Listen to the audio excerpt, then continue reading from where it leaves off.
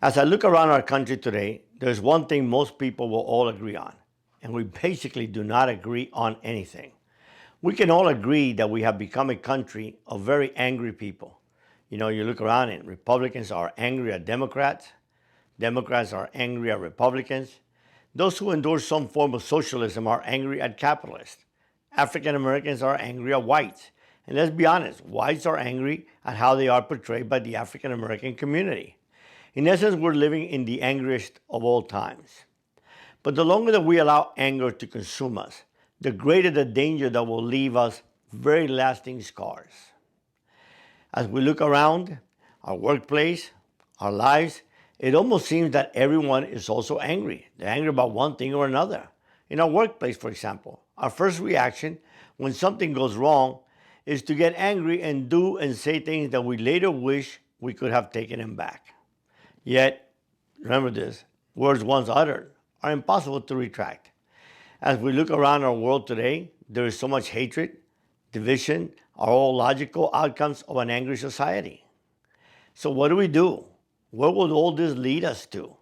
Will anger resolve any of the many challenges everyday Americans are suffering? I don't think so. Will anger bring us good health care? Will anger bring us jobs back? Will anger resolve any of the pain that so many of us are suffering? When I first started working with Manuel Garcia and his 4 partners, they were the only organized group importing roughly 85% of all the cocaine imported into America. They never called themselves the Medellin Drug Cartel. That name was given to us by the US government, which wanted to label everyone dealing in cocaine from Colombia as the Medellin Drug Cartel. But in reality, we were the first cartel. This is why I always say that I was head of the group that would one day become known as the Medellin Drug Cartel. We were there before any of those ever existed. We were there before Pablo Escobar even surfaced. But the name Medellin Drug Cartel first surfaced in the early 2000s.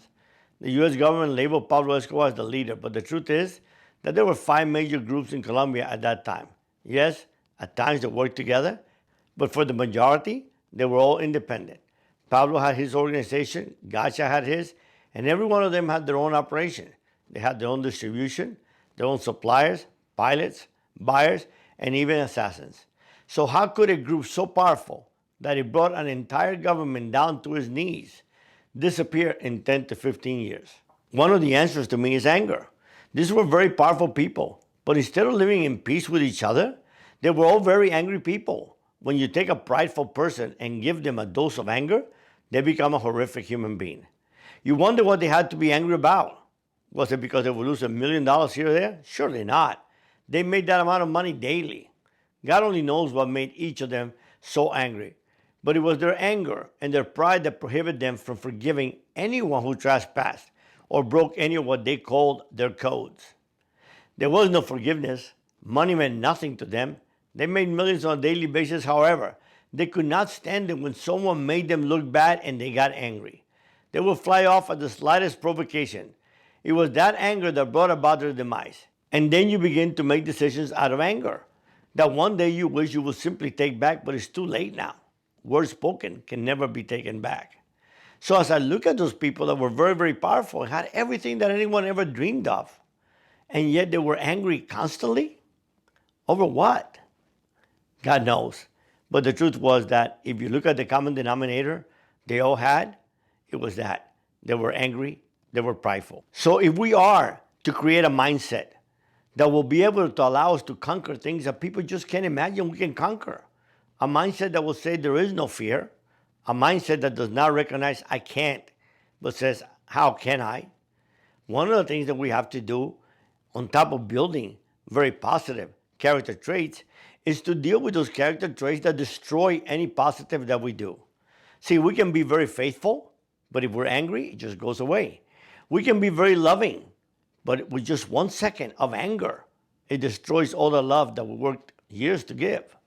So the truth of the matter is that unless we deal with the character flaws like anger and pride, eventually the mindset we create will be weak.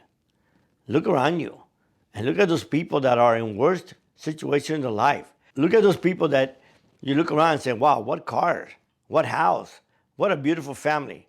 But deep down inside, they're miserable because they live a life of anger. So today, let us work on overcoming that anger, and let us work towards a situation of love, a situation of peace, where we don't fly off the handle, when we can analyze everything with a calm mind. Everything in life, except that, has a remedy. There is no need to be angry.